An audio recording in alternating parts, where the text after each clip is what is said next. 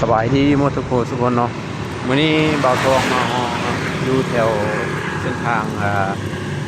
ตรงนาโซกเลยเนาะเป็นเบิงบรรยากาศเนาะการก่อสร้างอีกเนาะอันนี้เนาะ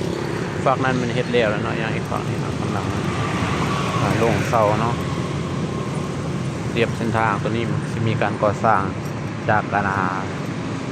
นักลงทุนจากต่างประเทศเนาะมันมาตรงเนาะเรื่อยๆเนาะบรรยากาศมื้อนี้เนาะตอนเช้าเนาะวันที่31เดือน3ปี2025เนาะมาสิเบิ่งการก่อสร้างเนาะอยู่ลาวเป็นบ่ทุกคนเห็นบ่ตัวนี้มันเพิ่นมุงหลังคาเรียบร้อยเนาะแต่ยังอีกทางด้านล่างเนาะกำลังสร้างเพราะว่าเป็นสร้างใหญ่เลยนี่เป็นสร้างแล้วเครื่องเลยว่าเป็นตลาดเนี่ย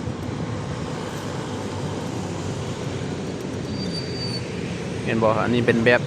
บบของเพิ่นเนาะเนี่ยจะมี1 2 3 4 5 6 7 8เนาะมี8หลังคาเลยเนาะเป็นแบบนี้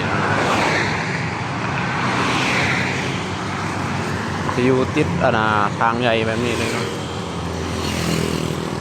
กำลังมีการก่อสร้างเนาะ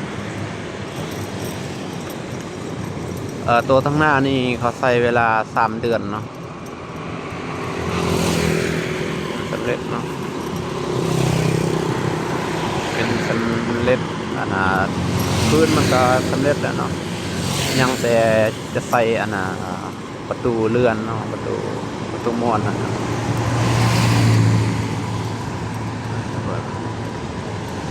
ฝั่งนั้นก็แม่น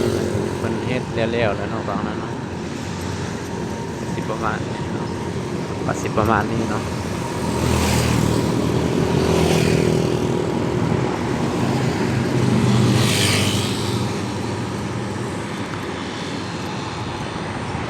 ส่วนใหญ่เป็นนักลงทุนเนาะมาสร้างแล้วก็เอาเครื่องมาขายเนาะขายให้คนลาวนี่แหละเห็นบ่ตัวนี้กำลังที่ทางเข้าเนาะ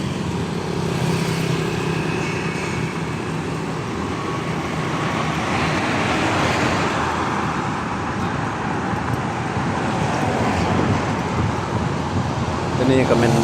ที่ทางเข้าเนาะอันนี้เป็นไฟทางเข้านี่เนาะจัดเป็นระบบแบบนี้เลยเนาะตัวนี้มันเรียบร้อยแล้วตัวนี้เนาะ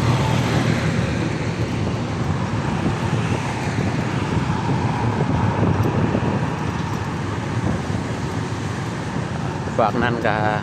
มีคือกันนะฝากนั้นก็มีคือกันเนาะเต็มทั้ง2 ฝากเลยเนาะอันนั้นก็มีเนาะก็เรียบตามเส้นทางตัวนี้มันมีในการก่อสร้างเลยเนาะเรียบอันนี้มันเรียบร้อยนะมีเครื่องอะไรลง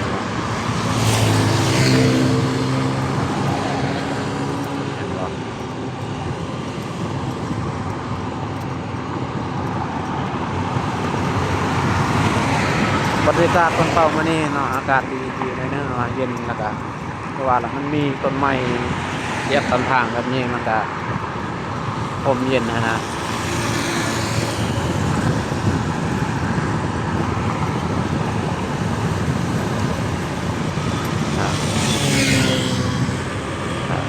ับทันใดนี่ตัวนี้แมนเพิ่นกำลังก่อสร้างคือกันเนาะตัวนี้กำลังขึ้นโครงล่างเห็นบ่กำลังเอาเสาขึ้นเนาะสำหรับท่านใดเนาะอยากไปแอดเนาะไปถ่ายแถวใดเนาะมีบอลจุดแบบอยากให้ไปถ่ายเนาะถ้ามีเวลาก็สิได้ไปถ่ายให้ทับส้มทับวันน้ำกันเนาะการพากเสียงในการเบากันบ้ากันบ่ค่อยเก่งปานใดเนาะเก็บเอาภาพในบรรยายเนาะ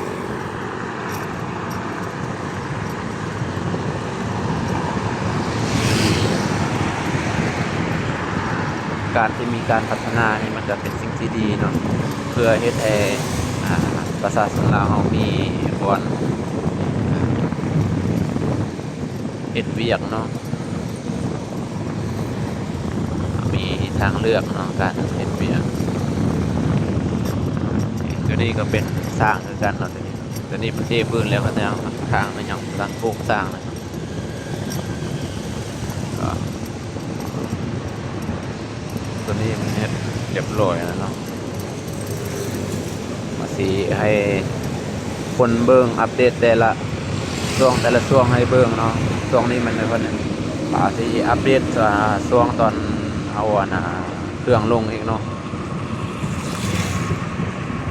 ตัวนี้เพิ่นก็กำลังเทพื้นนะ